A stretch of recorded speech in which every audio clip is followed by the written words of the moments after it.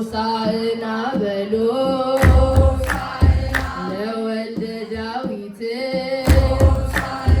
ነቢያት በትንቢት ለተናገሩለት ሐዋርያት በወንጌል ለሰበኩለት በአርያም ሆሳዕና ሆሳዕና ብለን እናቅርብ ምስጋና። ሆሳዕና በአርያም ሆሳዕና ሆሳዕና ብለን እናቅርብ ምስጋና። ሆሳዕና በሎ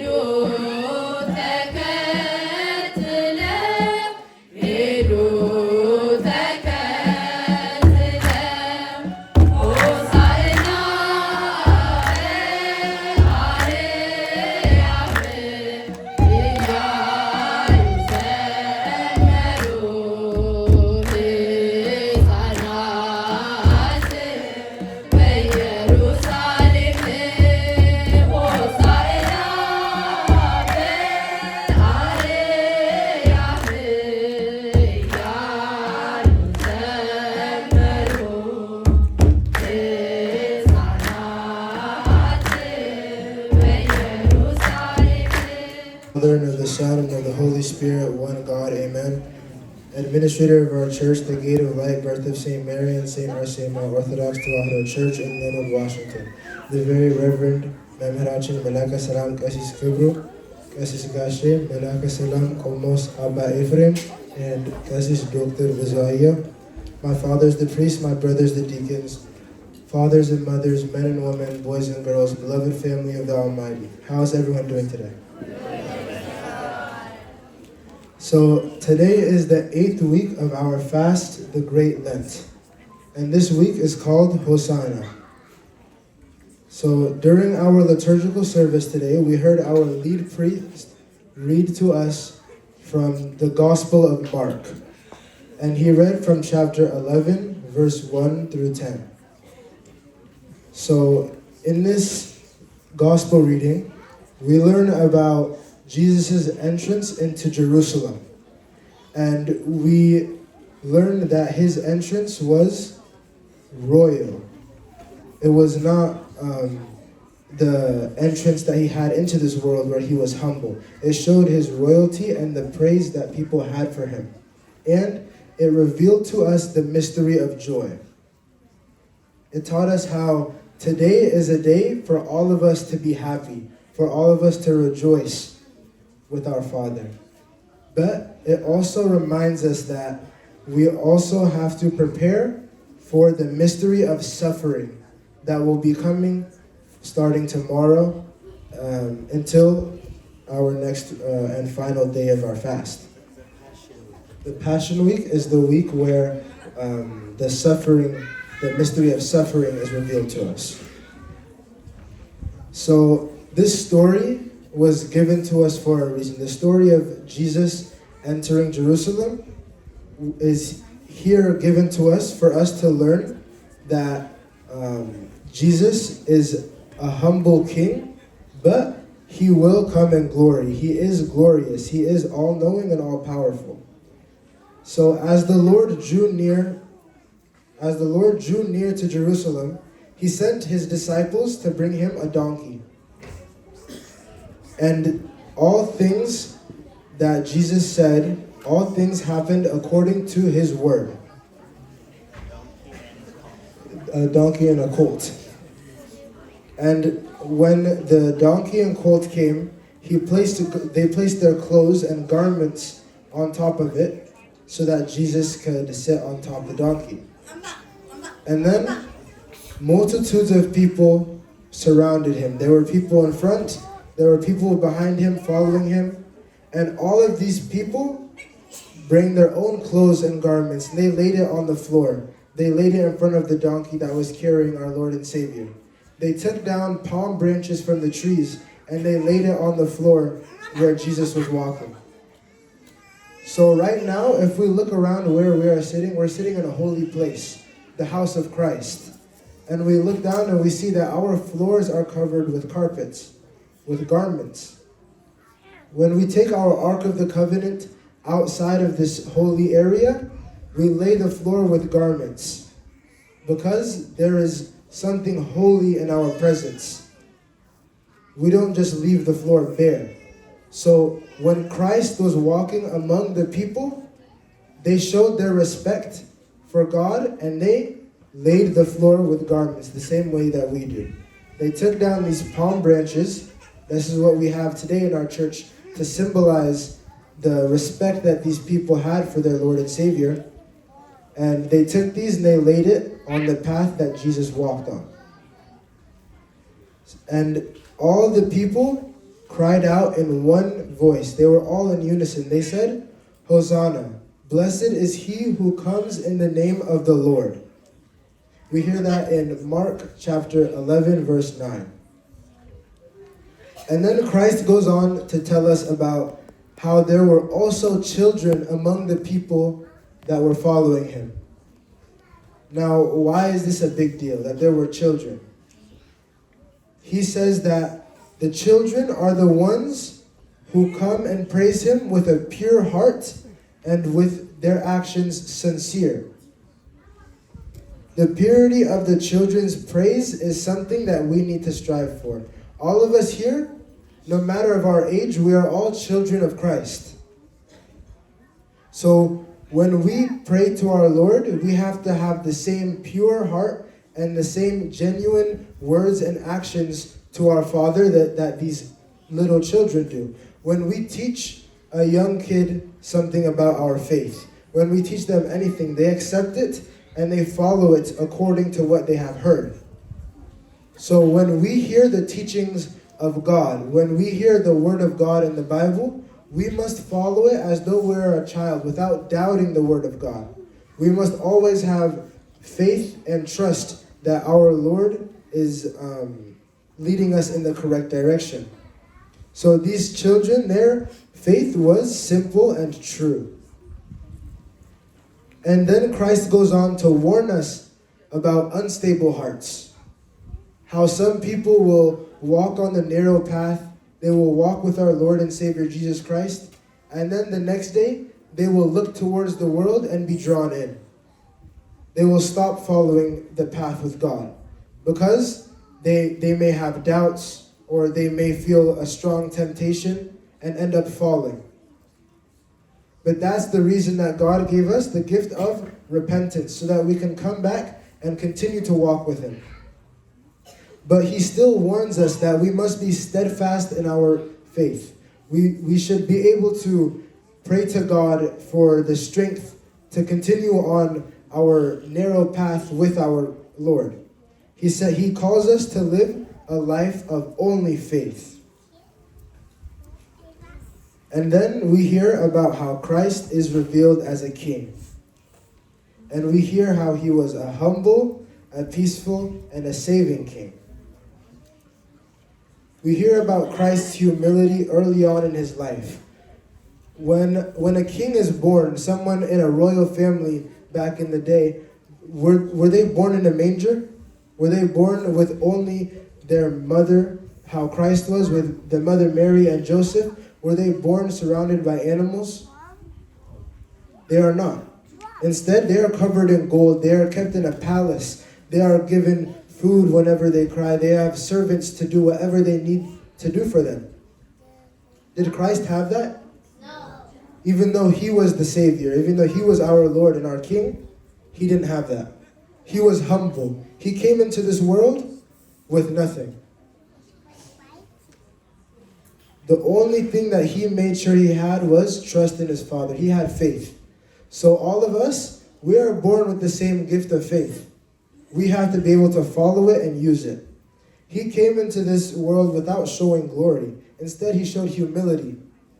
But in the story that we hear today, with all these people standing around Christ, praising Him, with all these people crying out, Hosanna, blessed is the one who comes in the name of the Lord, laying these garments on the floor wherever He walked, this showed Christ's glory. It showed that He was truly a king. And then on top of that, this story was told to us very, very early on. So in the Old Testament, we hear in the book of Zechariah, chapter 9, it says, "Rejoice greatly, O Lord, O daughter of Zion. Proclaim it aloud, O daughter of Jerusalem. Behold, your king comes to you. He is righteous and saving. He is gentle and mounted upon a donkey." This was written before Jesus was born. This was in the Old Testament. And then we flip to today's gospel in the book of Mark, after Christ is born. And then we see that it says, "And many spread their clothes on the ground, and others cut down leafy branches. And they laid them on the road, and others from the trees, and spread them on the floor. Then those who went before and those who followed cried out, saying, Hosanna, blessed is he who comes in the name of the Lord. Blessed is the kingdom of our father David, that comes in the name of the Lord. Hosanna in the highest." We heard about the story of Christ's coming into Jerusalem before it happened. This story was given to us and it was fulfilled. God's word was fulfilled when Jesus entered Jerusalem. So that's another thing for us to dwell upon, that everything that God said, everything happens according to his will. And so the king came and God's word is always fulfilled. When we hear the word Hosanna, it is not just a word that these people were saying. There is a way to live our lives according to this word. The meaning is, first, to be obedient. In the Bible, we hear many different ways to live our life. We hear God's teachings about how to be humble, about how we should worship our Father, about what to do in our everyday lives. And if we are obedient as Christ's children, then we have shown one trait of this word Hosanna. The next one is humility. The same way that Christ came into this world with nothing, and he didn't force people, say, I'm the Son of God, you should be worshiping me. But instead he was humble and he waited for his time. He waited for God's word to be fulfilled. And it always is fulfilled, as we see in the story. And in the end, his praise came to him. And finally, love. We see that Christ shows unconditional love to every single one of us. We sin and come back over and over, and he still loves us. We betray him over and over, and he loves us. So these three traits, obedience, humility, and love, all are what we have to show the meaning of a Hosanna. Now, starting tomorrow, we're going to prepare for a week called Himamat. This week is, in English, the Passion of Christ. This is a week where we will have to dwell upon the suffering that Christ went through for our sins. So, what are some ways that we can help ourselves think about and understand what Christ went through? During this week, we can extend our fasting, and we can do prostration or sigdat to show, to push our own bodies to our own limits, so that we can understand to an extent how Christ felt when he had to put himself through hours and hours, a full day of climbing up a mountain just to be hung on a cross so that he could save us from our sins. He was not saving himself, he was saving everyone here. He was saving all of his children. So this week, we have to dwell upon this story a lot. We have to be able to sit down and just give this 1 week. How many weeks are in the year? We have 52 other ones, right?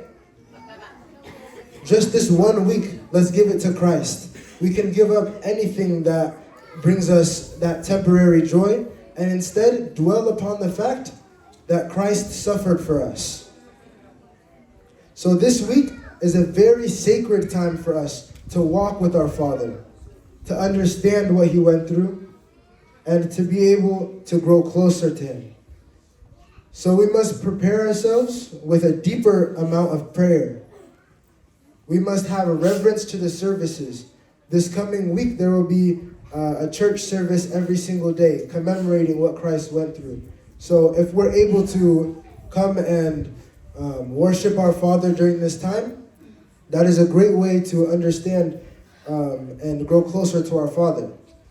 With prostration, we must be able to do sigdat to understand the pain that our Father went through. We must repent so that we can come back and experience the love of our Father. And we must pay full attention to the Passion of Christ. We must watch and learn everything that Christ went through while he was saving us from our sins, so that in the end we understand the full price that he paid. So as we continue to reflect on this, we welcome Christ into Jerusalem, and we're also reminded to build a dwelling place for him among us. Each of us here, we must partake in the body and blood of Jesus Christ. Why? because it gives God the chance to be within us. So once again, we go back to repentance. Without repentance, without that purity of heart that the children had, how Christ told us those children, they worship with purity, we must have that same sense of purity so that we can give God a dwelling place within us. So I have 2 questions for you guys to answer. First one, how do we show the meaning of Hosanna in our lives?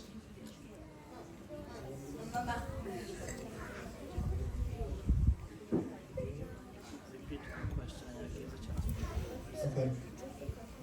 How do we show Hosanna in our everyday lives? By praising. By praising? Okay, that's close, but there was 3 specific things that I said. We can give up stuff that gives us joy and use the time to praise and pray to God, have a better relationship with God. So during the Passion Week, that's a very, very good thing to do. But to show the meaning of Hosanna, there was 3 specific things I said.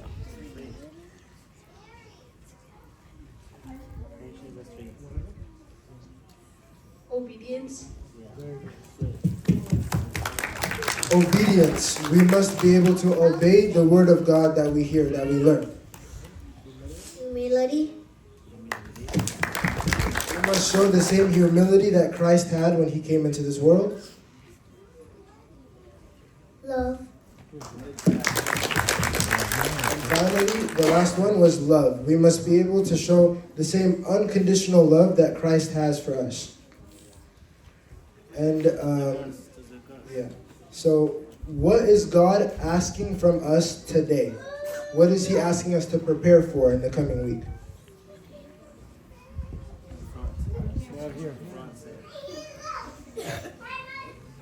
He's telling us to prepare for the things we're going to suffer for. So he tells us to prepare for the passion of Christ. He is expecting us to be ready for the mystery of suffering. Today, we can all take our time to experience the mystery of joy, to have happiness here together in our church. But tomorrow is going to be the beginning of the suffering that we will experience. So by the grace of God, our church has purchased an extended land for $4 million, and we have already held 2 fundraising events, and we are still in our planning stages to build a new church. So in this time, let us all pray earnestly for this holy work. Let us ask God to bless and complete it after what we offer what we can with willing hearts, just as the people offered what they had. In this story, we hear people giving garments and branches. Let us give what we can to the church to support this fundraiser. And let us also offer our support through prayer and sacrifices for the house of God. And lastly, I want you guys to remember this verse. Blessed is he who comes in the name of the Lord. Mark chapter 11, verse 9. Glory be to God in the name of the Father, and of the Son, and of the Holy Spirit, now and forever. በስመ አብ ወወልድ ወመንፈስ ቅዱስ አሐዱ አምላክ አሜን። ክቡራን አበው ካህናት፣ የተወደዳችሁና የተከበራችሁ የልዑል እግዚአብሔር ሰዎች፣ ምእመናት በጌታችን በመድኃኒታችን በኢየሱስ ክርስቶስ ፍጹም ሰላም እንደምን አደራችሁ? እንደምን አደራችሁ? እንደምን ሰነበታችሁ? አቤቱ አምላካችን እግዚአብሔር ዛሬም እንደ ትናንቱ በአባትነት ፍቅሩ እየጠበቀ ከልዩ ልዩ ፈተና እየሰወረ እርሱ በሚያውቀው እኛ በማናውቀው በምሕረቱና በቸርነቱ ጋርዶን ለዚህ ዕለትና ለዚህ ሰዓት ስላደረሰን ክብርና ምስጋና ለአምላካችን ለእግዚአብሔር ይሁን። ሕፃናት እንዲወጡ ዳር አካባቢ ያላችሁ መንገዱን ልቅቅ አድርጉላቸው። ከኋላ ያላችሁ ምዕመናን አሁን ሕፃናት ስለወጡ ቦታ ሊኖር ይችላል። ወደ ውስጥ ገብታችሁ ቀሪ መርሃ ግብሩን መከታተል እንድንችል ከኋላ ያላችሁ ምዕመናን ወደፊት ለፊት ነው መሬት ላይ ተቀምጠን መርሃ ግብሩን መከታተል እንችላለን። ቀሪ ፕሮግራሞች አሉን። ዘንባባ እንሰጣለን። ዛሬ ጸሎተ ፍታት ይከናወናል። እሱንም በጋራ እንጸልያለን። ዛሬ ከተለመደው የጸሎት ጊዜያችን የተወሰኑ ደቂቃዎችን ገፋ አድርገን ነው መርሃ ግብራችን የምንጨርሰው። ዛሬ በእውነት የምስጋና ቀን ነው። ይህን የምስጋና ቀን ሙሉ እንደዚሁ እያመሰገን ከእግዚአብሔር ጋር ብንውል እውነት አይደክመንም። ስለዚህ ለተወሰኑ ደቂቃዎች ታግሰን ቀሪውን መርሃ ግብር እንከታተላለን። ወንጌሉን እንግዲህ ሕፃናትን በዝማሬው ወንድማችንም በእንግሊዝኛ ቋንቋ ቅዳሴው ጨምር ዛሬ በአጠቃላይ ከሌሊቱ የማህሌት ስርዓት ጀምሮ እስካሁኗ ሰዓት ድረስ ሲነገር ሲሰበክ የዋለው ያረፈደው ያደረው በዓለ ሆሳዕናን በተመለከተ ነው። የዕለቱን በዓል አስመልክቶ ነው። ዝማሬው፣ ቅዳሴው፣ ማህሌቱ ያደረው ይህንን ምስጢር በመግለጽ በማጉላት ነው። የዛሬው ዕለት የጌታችን የመድኃኒታችን የኢየሱስ ክርስቶስ 9 ታላላቅ በዓላት አሉት። ስንት በዓላት? ከነዚህ አበይት በዓላት መካከል አንዱ በዓለ ሆሳዕና ነው። ዛሬው ዕለት ያለውን ታሪክ አራቱም ወንጌላውያን በሰፊው ገልጸውታል። የማቴዎስ፣ የማርቆስ፣ የሉቃስ ወንጌላት ይህንን የዛሬውን ታሪክ አስመልክቶ በሰፊው መዝግበዋል። በቤተ ክርስቲያን ያው የአገልጋይ ጥረት ስላለ ውሱን ስለሆነ አገልግሎታችን እንጂ እዚህ አውደ ምሕረት ላይ አራቱም ወንጌላት ምስባክ የራሳቸው እየተሰበከላቸው በአራቱም ማዕዘን በሀገር ቤት ሲሆን ቤተ ክርስቲያኑ ክብ ስለሆነ በምስራቅ፣ በምዕራብ፣ በሰሜን፣ በደቡብ በአራቱም ማዕዘናት አራቱም ስብከት መዝሙረ ዳዊት እየተሰበከ አቡን እየተመራ የዕለቱ ወንጌል የማርቆስ፣ የሉቃስ፣ የማቴዎስ፣ የዮሐንስ አራቱም ወንጌላት በአራቱም ማዕዘናት ይነበባል። ስለዚህ የዛሬውን ታሪክ ወንጌላውያን አባቶቻችን ተባብረው አስፍተው አምልተው መዝግበውልናል። ለአሁኑ ለትምህርታችን እንዲረዳን አጠር አድርገን ለመነጋገር የማቴዎስ ወንጌል ምዕራፍ 21 ቁጥር 3 ላይ ያለውን ኃይለ ቃል መነሻ አድርገን ለተወሰኑ ደቂቃዎች እንነጋገራለን። ፍትሕዎሙ ወአምጽእዎሙ ሊተ፣ ፈታችሁ አምጡልኝ፣ ፈታችሁ አምጡልኝ። የታሰሩትን ሊፈታ የመጣ አምላካችን መድኃኒታችን ኢየሱስ ክርስቶስ ፈታችሁ አምጡልኝ ብሎ ይህን ትእዛዝ ለቅዱሳን ሐዋርያት አስተላለፈ። ተፈተው እንዲመጡ በወቅቱ የታዘዙት ቀደም ሲል እንደሰማነው አህያ ከውርንጫዋ ጋር ነው። ታስረው ስለነበር ከታሰሩበት ማይሰር ተፈተው እንዲመጡ ጌታችን መድኃኒታችን ኢየሱስ ክርስቶስ ትእዛዝ አስተላለፈ። ፈታችሁ አምጡልኝ አለ። እንግዲህ ጌታችን ኢየሱስ ክርስቶስ በደብረ ዘይት በቤተ ፋጌ በሚሄድበት ጊዜ ከደቀ መዛሙርቱ ሁለቱን ላካቸው ይላል። ሁለቱ ደቀ መዛሙርት ዮሐንስና ቅዱስ ጴጥሮስ ናቸው። እነዚህን ቅዱሳን ሐዋርያት ጌታችን ኢየሱስ ክርስቶስ በፊታችሁ ወዳለው መንደር ሄዱ፣ በዚያም አህያ ከውርንጫዋ ጋር ታስራ ታገኛላችሁ፣ ፈታችሁ አምጡልኝ አላቸው። ማንም አንዳች ቢላቸው ወይም ደግሞ ለምን ትፈቷላችሁ ብሎ የሚጠይቅ ሰው ቢኖር ለጌታ ያስፈልጉታል በሏቸው፣ ከዚያ ይለቋችኋል፣ ፈታችሁ አምጡልኝ አለ። ደቀ መዛሙርቱ እንደታዘዙት ወደ መንደር ሲሄዱ አህያ ከውርንጫዋ ጋር ታስራ አገኙ። ያችንን ፈተው አመጡለት። ጌታችን ኢየሱስ ክርስቶስ በአህያና በውርንጫዋ ላይ ተቀምጦ ወደ ኢየሩሳሌም በክብር ሄደ ይላል።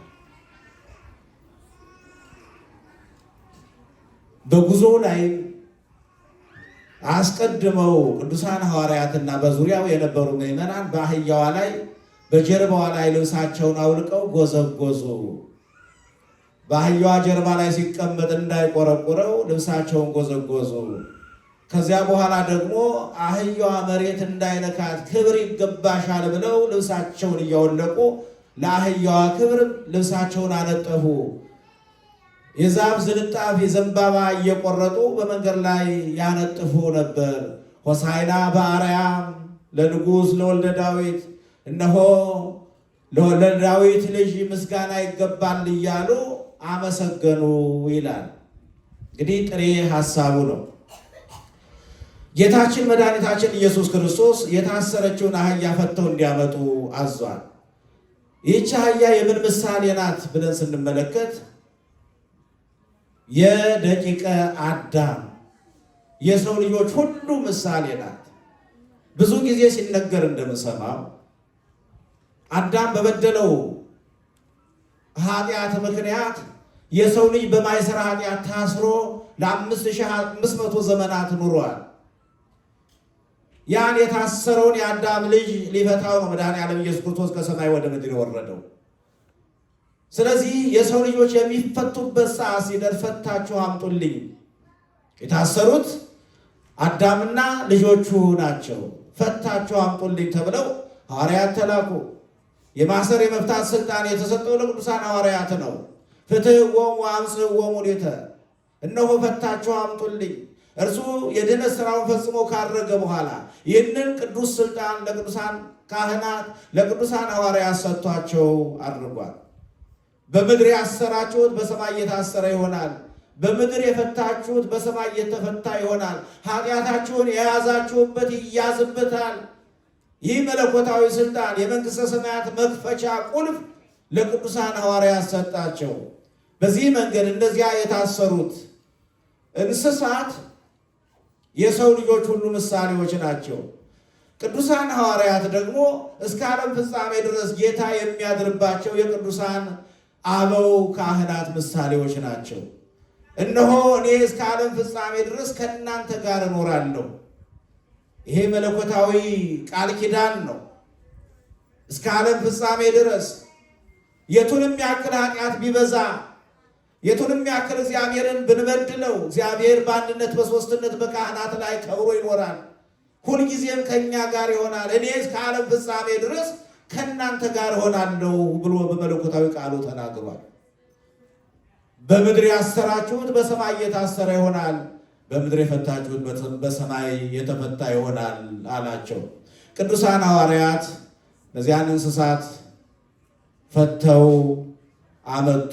ይህ አስቀድሞ የተነገረው ትንቢት ይፈጸም ዘንድ ነው። ነቢየ እግዚአብሔር ቅዱስ ዘካርያስ በትንቢተ ዘካርያስ ምዕራፍ 9 ቁጥር 9 ላይ እነሆ ንጉሥ በአህያና በውርንጫው ላይ ተቀምጦ ወደ አንቺ ይመጣል ተብሎ ተነግሮ ነበር። ያ ትንቢት ይፈጸም ዘንድ መድኃኔ ዓለም ክርስቶስ ወደ ኢየሩሳሌም በአህያ ተቀምጦ ሄደ። በሌላ መልኩ ምሳሌው ይፈጸም ዘንድ ነው። ምሳሌው ምንድን ነው? ዘመኑ ዘመነ አጸባ ሲሆን፣ ዘመነ ጦርነት ሲሆን በዘመኑ የነበሩ ነቢያት፣ ካህናት፣ ነገሥታት በፈረስ ላይ ተቀምጠው ጦር ሰብቀው ዝናር ታጥቀው በሕዝቡ መካከል ይሄዱ ነበር። ያን የተመለከቱ እስራኤላውያን ዘመኑ የከፋ ነው፣ በእስራኤላውያን ላይ ጦርነት ሊታወጅ ነው፣ ስለዚህ እንበርከክ፣ ወደ እግዚአብሔር እንመለስ፣ ይህንን የተቃጣውን መዓት እንዲመልስልን ብለው ወደ እግዚአብሔር ይማጸናሉ። ዘመኑ የሰላም የሆነ እንደሆነ ነቢያቱ፣ ካህናቱ፣ ነገሥታቱ በአህያ ላይ ተቀምጠው መነሳንስ ይዘው ጭራ ይዘው በሕዝቡ መካከል ይታያሉ። ያ የሰላም ዘመን መምጣቱን ሊያበስር፣ ያ የበረከት ዘመን መምጣቱን ሊያበስር፣ ያ የፍቅር ዘመን መምጣቱን ሊያበስር የፍቅር አምላክ፣ የሰላም አምላክ፣ የሰላም ንጉሥ ሰላማዊ ኢየሱስ ክርስቶስ በአህያ ላይ ተቀምጦ ወደ ኢየሩሳሌም ሄደ ይላል። ያን ትንቢትና ምሳሌ ይፈጽም ዘንድ ነው። ቅዱሳን ሐዋርያት በአህያዋ ጀርባ ላይ ልብሳቸውን ጎዘጎዙ ይላል። ኮርቻ የምታውቁ ታውቁታላችሁ። ይቆረቁራል፣ አይመችም። ልብስ ግን ለስላሳ ነው፣ ይመቻል። ስለዚህ ሕገ ኦሪት ትቆረቁራለች። ሕገ ኦሪትን ሽረህ ሕገ ወንጌልን ፍቅር የሆነችውን አዲሷን ሕግ ሰጥተህናል፣ አዲሷን ሕግ መስርተህልናል ሲሉ ልብሳቸውን በአህያዋ ጀርባ ላይ ጎዘጎዙ። በሌላ መልኩ ልብስ ሁላችንም እንደምናውቀው ገመና ሸፋኝ ነው። በእያንዳንዳችን የእያንዳንዳችን ሰውነት ቢፈተሽ ብዙ ነገሮች ሊኖሩ ይችላሉ። ነገር ግን ልብስ ያልሸፈነው ጉድ የለም። ጌታችን መድኃኒታችን ኢየሱስ ክርስቶስን ገመና ሸፋኝ ነህ ሲሉት፣ ኃጢአትን የምትሸፍን ነህ ሲሉት፣ ይቅር ባይ አምላክ ነህ፣ በደላችን ኃጢአታችን እያየ ትሸፍንልናለህ። የአንዱ ኃጢአት በአንዱ ላይ ቢታይ ኑሮ የእያንዳንዱን በደል ሌላው ቢያውቀው ኑሮ ሳናውቅ እንኳን እናወራለን፣ እንኳን አውቀን። እግዚአብሔር አምላክ ግን ኃጢአታችን በደላችን እያወቀ ከነ ኃጢአታችን በዚህ በቅድስናው አደባባይ ቅዱሳን መላእክት በመፍራት በመንቀጥቀጥ በሚቆሙበት ቦታ በዚህ በተቀደሰው አውደ ምሕረት ቁመን እንድናስቀድስ ስሙን እንድንጠራ ፈቀደልን። እኛም ኃጢአተኞቹ የቅዱሱን የእግዚአብሔርን ቃል እንድንናገር ፈቀደ። ገመና ሸፋኝ ስለሆነ ኃጢአታችን ስለከደለልን። አዎ እኛን ብታውቁን ኑሮ አትቀበሉንም ነበር፣ ቃላችንም አትሰሙት ነበር፣ እንደ አባትም አትቀበሉንም ነበር። እግዚአብሔር ግን ገመና ሸፋኝ ነው የሁላችንንም፣ እኛም እናንተም እንደዚያው ነው። በእግዚአብሔር ፊት ሁሉም የተራቆተ ነው። እግዚአብሔር ግን ሁሉን ይሸፍናል፣ ኃጢአትን ይሸፍናል። መሰ ኃጢአተኑ ትታቀብ እግዚኦ እግዚኦ መኑ ይቀውም። አቤቱ አምላክ ሆይ ኃጢአታችንን ባትሸፍን ገመናችንን ባትደብቅ በፊትህ ማን ይቆም ነበር አለ ነቢየ እግዚአብሔር ቅዱስ ዳዊት። ስለዚህ ቅዱሳን ሐዋርያት ልብሳቸውን የጎዘጎዙት ኃጢአትን የምትሸፍን ይቅር ባይ ገመና ሸፋኝ አምላክ ነህ ሲሉት ነው። ከዚህ በተጨማሪ የዘንባባ ዝንጣፊ እየቆረጡ ለአህያዋ ለዚያች ለተናቀችው ያገኘ ለሚደበድባት ያነጥፉላት ጀመር። ክብርን ሰጧት፣ ልብሳቸውን ጎዘጎዙላት። ይህ አይገባሽም ብለው ያላየችውን ክብር አየች። የሚንቋት አከበሯት፣ የሚደበድቧት የሚያንገላቷት ሰገዱላት። ለምን? በላይዋ ላይ ክቡር የሆነው አምላክ ስለተቀመጠ፣ ጌታ ስላከበራት። ሁላችንም አምላካችን እግዚአብሔርን ስናከብር እንደዚህ እንከብራለን። እግዚአብሔር አምላክ በተናቁት ያድራል። እኛ በናቅናቸው እንደ ሰው ክብር በማንሰጣቸው እግዚአብሔር ያድራል። እግዚአብሔር ሲያድር ደግሞ የሰው ልጆች በክብር ይሞላሉ። ያቺ እንስሳዋ እንኳን ጌታ ስላረፈባት ስለተቀመጠባት ያን የመሰለ ክብር አገኘች። በቦታው የነበሩ እስራኤላውያን የዘንባባ ዝንጣፊ እየቆረጡ ይጎዘጉዙ ጀመር። ዘንባባው ምንድን ነው ስንል የድል ምልክት ነው። እስራኤላውያን ጠላትን ድል ሲያደርጉ የዘንባባ ዝንጣፊ ይዘው አምላካቸውን እግዚአብሔርን ያመሰግኑ ነበር እና አብርሃም ከብዙ ዘመናት በኋላ በብዙ ደጅ ጽናት ያገኙትን ይስሐቅን በወለዱ ጊዜ የዘንባባ ዝንጣፊ ይዘው እግዚአብሔርን አመስግነዋል። ዮዲት ሆሎዶጎቦር የሚባለውን ንጉሥ ድል በነሳች ጊዜ የዘንባባ ዝንጣፊ ይዛ እግዚአብሔር አምላክን አመስግነዋለች። ስለዚህ ድል እየመጣ ነው፣ ሰላም እየታወጀ ነው፣ የድል አምላክ ነህ ሲሉ የዘንባባ ዝንጣፊ እየቆረጡ አነጠፉለት። እንዲህ ባለ ሁኔታ ያ የሰላም አለቃ ያ የሰላም ንጉሥ መድኃኔ ዓለም ኢየሱስ ክርስቶስ በአህያ ላይ ተቀምጦ ወደ ኢየሩሳሌም ጉዞ አደረገ። በዚህ ሰዓት በኢየሩሳሌምና በአካባቢዋ የነበሩ ሕፃናት ድምፃቸውን ከፍ አድርገው አሁን እንደነበሩት ልጆቻችን እግዚአብሔር እንዳመሰገኑት ሕፃናት ንጹሐን የእስራኤል ሕፃናት እግዚአብሔርን ያመሰግኑ ጀመር። በእስራኤል የነበሩ ካህናት ሊቃነ ካህናት ደግሞ ምስጋና ከኛ በላይ ለአሳር የሚሉ የእነሱ ምስጋና ብቻ ይሰማል ብለው የሚያስቡ እነዚህን ሕፃናት ለምን ዝም አታሰኛቸው? ጩኸታቸው እኮ ረበሸን፣ ቤተ መቅደሳችን አወከው፣ ዝም እንዲሉ ነገራቸው። ከዚያ በኋላ ጌታችን ኢየሱስ ክርስቶስ እምአፈ ደቂቅ ወሕፃናት አስተዳለው ከስብሐተ ጡት ከሚጠቡ ከሕፃናት አንደበት ለአንተ ምስጋናን አዘጋጀህ ብሎ ነቢየ እግዚአብሔር ቅዱስ ዳዊት የተናገረውን አላነበባችሁምን አላቸው። ሕፃናት ዝም ይብሉ፣ ደንጋዮች ግዑዛን ፍጥረታት ያመሰግኑኛል አለ። እንዲህ ባለ ሁኔታ በግርማ ወደ ቤተ መቅደስ ሲገባ ቤተ መቅደሱ እንዳልሆነ ሆኖ አገኙት። አሁን የመጨረሻው አንጽሖተ ቤተ መቅደስ ነው። ጌታችን ኢየሱስ ክርስቶስ በዕለተ ሆሳዕና ወደ ቤተ መቅደስ ጉዞ ያደረገው ከ6 ቀን በኋላ በመልዕልተ መስቀል ተሰቅሎ ዓለምን ለማዳን ትንሽ ዕለታት ሲቀሩት ነው። አሁን ይህ ቤተ መቅደሱን ያነጻበት የመጨረሻው ጊዜ ነው። ባለፈው የምኩራብ ስለ አንጽሖተ ቤተ መቅደስ ተምረናል። ጌታችን መድኃኒታችን ኢየሱስ ክርስቶስ በምድር ላይ ወንጌልን እየተዘዋወረ ያስተማረው 3 ዓመታት ነው። በዚህ የወንጌል አገልግሎት ቆይታው ለ3 ጊዜ ያህል ቤተ መቅደሱን አጽድቷል። ከማን?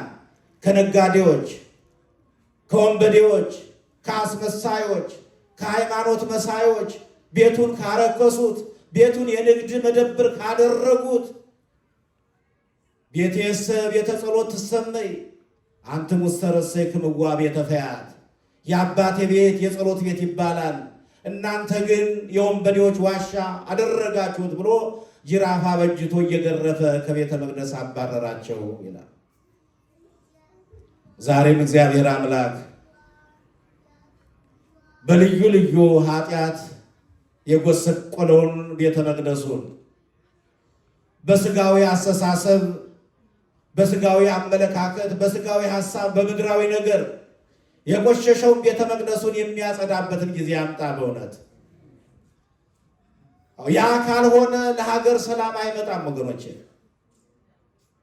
ለሀገር ጠንክ፣ ለአለመግባባት፣ ለጦርነት፣ ለእልቂት ዋናው ትልቁ ምክንያት የቤተ መቅደሱ ርክሰት ነው።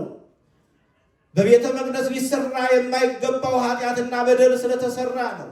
እናስታውሳለን። የኤሊ ልጆች አፍኒንና ፊናስ ቤተ መቅደሱን ባረከሱት ጊዜ፣ በዚያ ውስጥ ሊሰራ የማይገባውን ኃጢአትና በደል በፈጸሙ ጊዜ እስራኤላውያን በአማሌቃውያን ተወረሩ። ታቦቷ ታድነናለች ብለው እሷን ይዘው ወደ ጦርነት ገቡ። ታቦቷም ተባረከች፣ ካህናቱም በሰይፍ ተገደሉ፣ እስራኤላውያን ተዋረዱ። ያ ውርደት የቤተ መቅደሱ ርኩሰት ውጤት ነው ወገኖች። ዛሬም እግዚአብሔር አምላክ በዓይነ ምሕረቱ የሚመለከተን ንስሐ ስንገባ ቤቱን እንደ እግዚአብሔር ቤት ስናከብረው፣ ቤቴሰ ቤተ ጸሎት ትሰመይ የአባቴ ቤት የጸሎት ቤት ትባላለች ብሏልና እውነተኛ የጸሎት ቤት ለእንጀራ ሳይሆን ለአምልኮ፣ ለመኖሪያ ሳይሆን ከእግዚአብሔር ጋር ለመገናኘት ቤተ መቅደሱን በዚህ መልኩ ማገልገል ከቻልን እግዚአብሔር የምሕረት ቤቱን ይመልሳል። እግዚአብሔር አምላክ አሁንም የምሕረት ቤቱን ይመልስልን። ጌታችን መድኃኒታችን ኢየሱስ ክርስቶስ ወደ ቤተ መቅደስ ሄደ፣ ቤተ መቅደሱን አነጻ። የዛሬውን በዓል የምናከብረው ይህንን አራቱም ወንጌላውያን የተባበሩትን መሰረታዊ ታሪክ መነሻ በማድረግ ነው። እንግዲህ በዚህ ሳምንት ሁላችሁም እንደምታውቁት ከነገ ጀምሮ የመጨረሻው ሳምንት ነው የዐቢይ ጾም። በተለየ ሁኔታ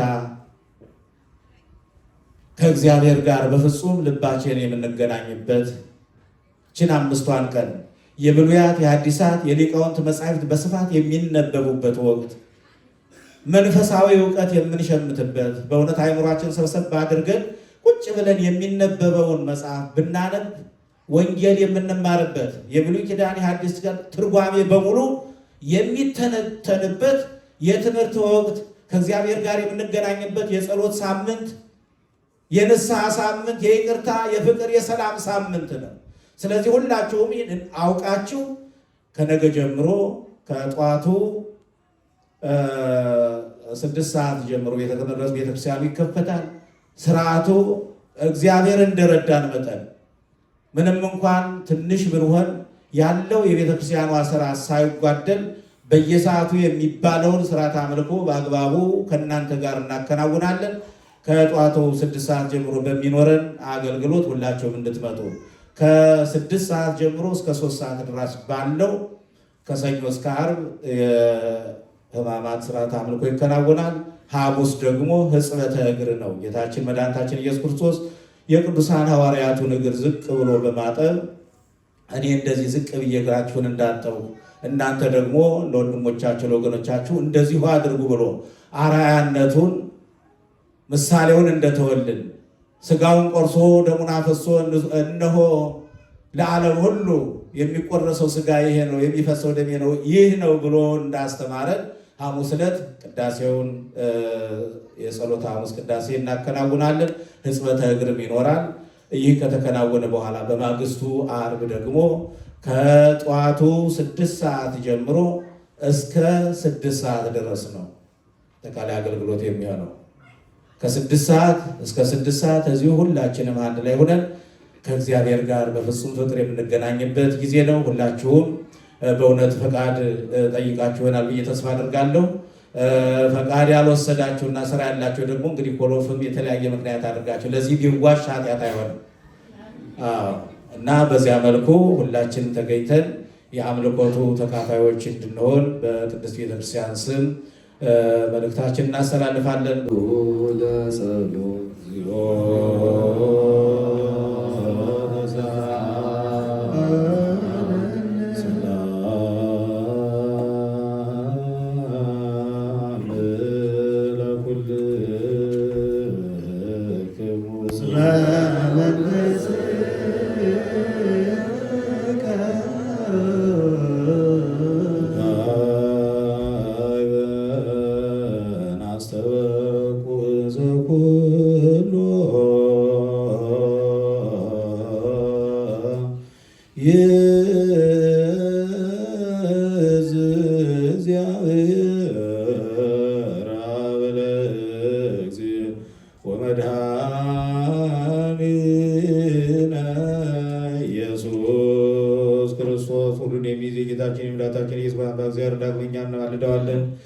የሕያዋን ጌታ የሙታን ሕይወት ተስፋ ለቆረጡት አለኝታ የተቸገሩትን የሚረዳ ኃጥአንን የሚያነጻ ሞትን ያጠፋ የሰይጣን ወጥመድ ቆርጠህ ለሰው ትውልድ ሕይወትን የሰጠ አቤቱ ወደ አንተ እንለምናለን፣ ማለድህም አለን። ለዘላለም የማትሞት የሕይወት ሳጥንም በአንተ ዘንድ ነው። በሃይማኖት ስለሞቱ ስለቀደሙ አባቶች ስለ ሊቃነ ጳጳሳት፣ ስለ ኤጲስቆጶሳት፣ ስለ ቀሳውስትና ስለ ዲያቆናውያን፣ ስለ አንባቢዎች፣ ስለ መዘምራን፣ ስለ ሕፃናት፣ ስለ ባልቴቶችም አባትና ስለሞቱባቸው በእንተ ነፍሳተ እግርቲከ ኩሎሙ ክርስቶሳውያን በእንተ ነፍሳተ እግርቲከ ክርስቶሳውያን በእንተ ነፍሳተ እግርቲከ ኩሎሙ ክርስቶሳውያን ስልጣን ከእግዚአብሔር አምላክነ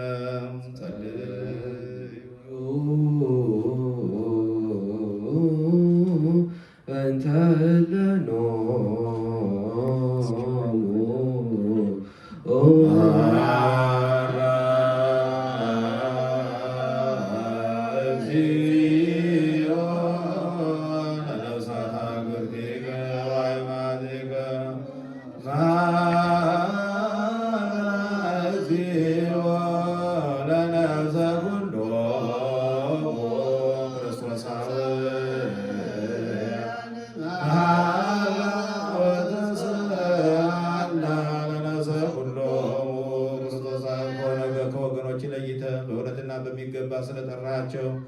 በዚህ ቦታ ስላሉ ሰዎችም ሁሉ በለመለመ ቦታና የረብቷ ባለበት ዘንድ በአብርሃም በይስሐቅ በያዕቆብ አጠገብ ነፍሳቸውን አሳርፍ። ስለ አገልጋዮች ስለ ሕዝበ ክርስቲያን ስለ አገልጋዮች ስለ ሕዝበ ክርስቲያን ስለ አገልጋዮች ስለ ሕዝበ ክርስቲያን ረድኤትን ለመስጠት ስልጣን ያለ አምላካችን እግዚአብሔር አንተ ነህ። ስለ ሞቱ አባቶቻችን ጳጳሳት አለቆች፣ ስለ አባቶቻችን ጳጳሳት፣ ስለ አባቶቻችን ቀሳውስት፣ ስለ አባቶቻችን ዲያቆናት፣ ስለ ወንድሞቻችን ዲያቆናት፣ ስለ አባቶቻችን መነኮሳት፣ ስለ ወንድሞቻችን ስለ ሕዝበ ክርስቲያን እህቶችም ወንድሞችም በመንግሥተ ሰማያት ነፍሳቸውን ያሳርፍ ዘንድ ኃጢአታችንን ያስተሰርይልን ዘንድ በእንተ መሐራ እግዚኦ ነፍሰ ኩሎ ክርስቶስ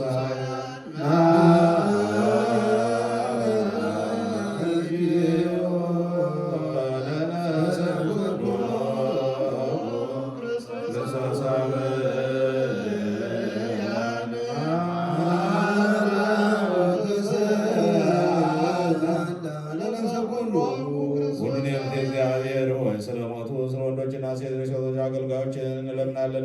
ማልደን ከወገኖች ለይተህ አንተ በእውነት በሚገባ ጠርታቸው በዚህ ቦታ ስላሉትም ሰዎች እንለምንሃለን። ነፍሳቸውን በለመለመ ቦታና በዕረፍቷ ዘንድ በአብርሃም በይስሐቅ በያዕቆብ አጠገብ በመንግሥተ ሰማያት አሳርፍ። ወደ ብርሃን በሚመሩ በመላእክት መሪነት በዘላለማዊት ማደሪያ ውስጥ ነፍሳቸውን አሳድር። ሥጋቸውንም ትንሣኤህን በሠራባት በቀጠሮ ቀን አስነሳ። የማይታበል ተስፋ ቅዱስ ቡሩክ እንደመሆኑ መንግሥተ ሰማያትን እድላቸው ለአገልጋዮች ከዚህ መሄድ እንጂ ሞት የለባቸውምና በድለውም ቢሆን የሰወራቸውም ቢኖር ሰው እንደመሆናቸው ይቅር በላቸው። ቸርና ሰው ወዳጅ አንተ እግዚአብሔር ነህና በፊትህ ከኃጢአት ንጹሕ የሆነ የለምና። በዚህ ዓለምስ እንኳን አንዲት ሰዓት ቢኖር የነፍሳቸውን መንገድ ያለመከልከል አግነተ ስዕት የሚያረጋጋና የሚያሳርፍ ቅዱስ መንፈስህን ለቤተሰቦቻቸው ለአብ በክርስቶስ በእርሱ ያለ ክብር ስላንተ ይገባሃል። ከእሱ ጋር ከመንፈስ ቅዱስ ጋር ዛሬም ዘወትርም ለዓለመ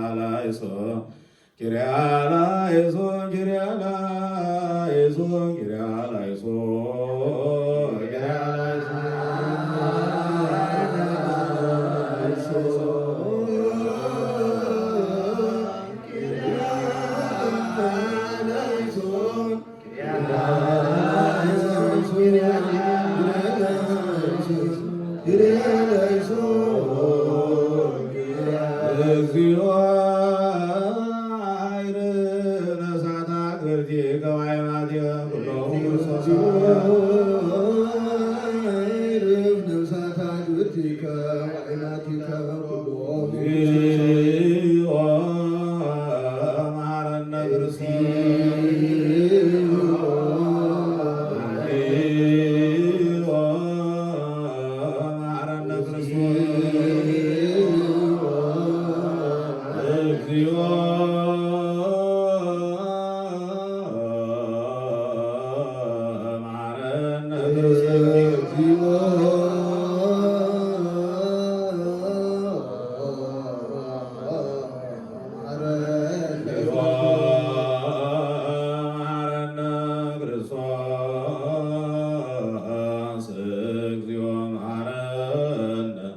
ክርስቶስ እግዚኦ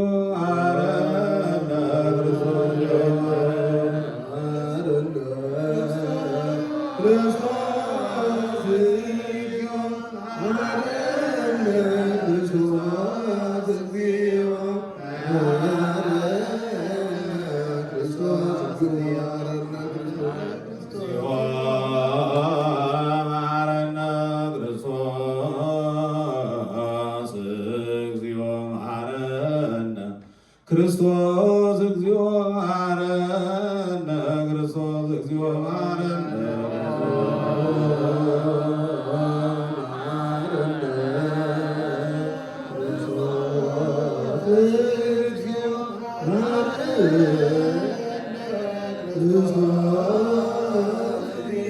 ክርስቶስ እግዚኦ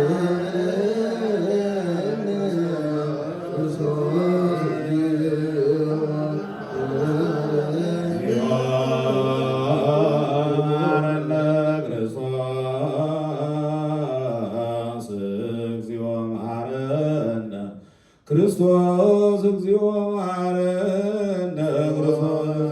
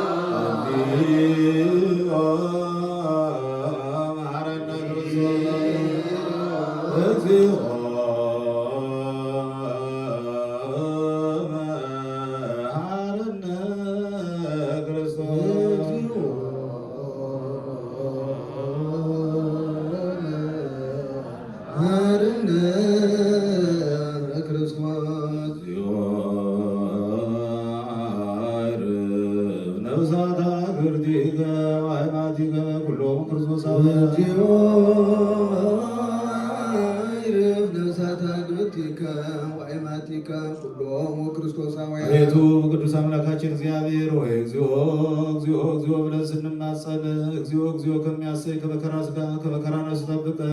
ጸሎታችን ልመናችን አስተቆታችን ወደ ተቀበልልን። ለሀገራችን ለኢትዮጵያ ሰላምን፣ ምሕረትን፣ ይቅርታን፣ ቸርነትን አድልልን።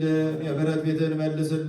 ቅዱስ አምላክ ሆይ የዛሬ ዓመት በሕይወት በሰላም ሁላችንን ጠብቀን እንድታደርሰን ከክፉ ነገር ሁሉ እንድትጠብቀን ከባሉ ረድኤት በረከት እንድታሳትፈን እንዲያልን ስምን እንጠራለን። አባታችን ሆይ በሰማያት የምትኖር ስምህ ይቀደስ፣ መንግሥትህ ትምጣ፣ ፈቃድህ በሰማይ እንደሆነች እንዲሁ በምድር ትሁን። የዕለት እንጀራችንን ስጠን ዛሬ፣ በደላችንን ይቅር በለን እኛም የበደሉንን ይቅር እንደምንል፣ አቤቱ ወደ ፈተና አታግባን ከክፉ ሁሉ አድነን እንጂ መንግሥት ያንተ ናትና ኃይል፣ ክብር፣ ምስጋና ለዘላለሙ አሜን። እመቤታችን ቅድስት ድንግል ማርያም ሆይ በመልአኩ በቅዱስ ገብርኤል ሰላምታ ሰላም እንልሻለን። በሐሳብሽ ድንግል ነሽ፣ በሥጋሽም ድንግል ነሽ። አሸናፊ እግዚአብሔር እናት ሆይ ሰላምታ ላንቺ ይገባሻል። ከሴቶች ሁሉ ተለይተሽ አንቺ የተባረክሽ ነሽ፣ የማኅፀንሽ ፍሬ የተባረከ ነው። ጸጋን የተመላሽ ቅድስት ሆይ ደስ ይበልሽ፣ ልዑል እግዚአብሔር ከአንቺ ጋር ነውና ከተወደደው ልጅሽ ከጌታችን ከመድኃኒታችን ከኢየሱስ ክርስቶስ ዘንድ ይቅርታና ምሕረትን ለምኝልን ኃጢአታችንን ያሳስረን ዘንድ ለዘላለሙ አምኑ አርሥቲክሙ ቅድመ እግዚአብሔር አምላክነ በእደ ገብሩከ አሜን ከመ እግዚአብሔር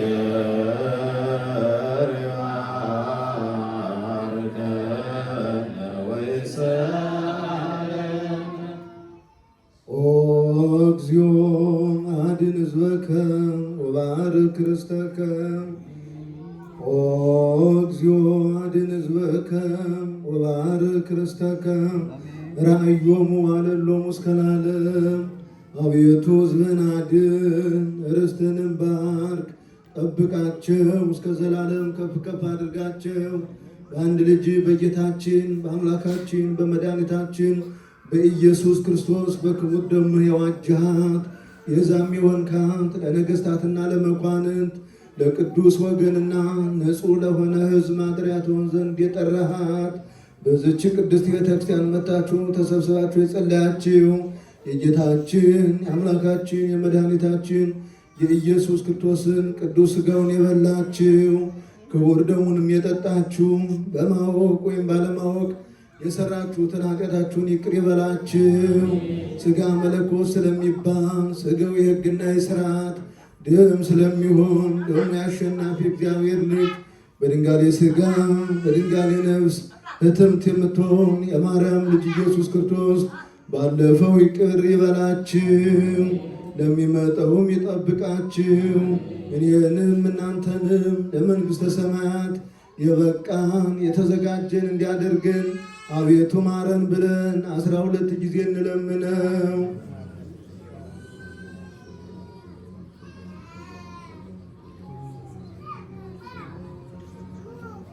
ስለ እናቱ ስለ ድንግል ማርያም ብሎ ይቅር እንዲለን በእንተ እግዝእትነ ማርያም መሐረነ ክርስቶስ እንበል።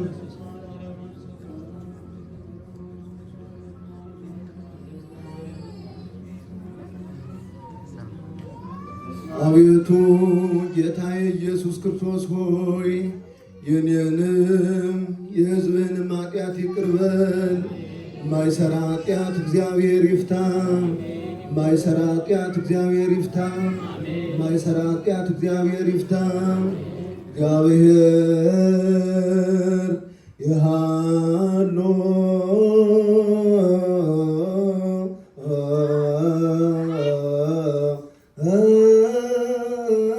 ምስለ ኩልክሙ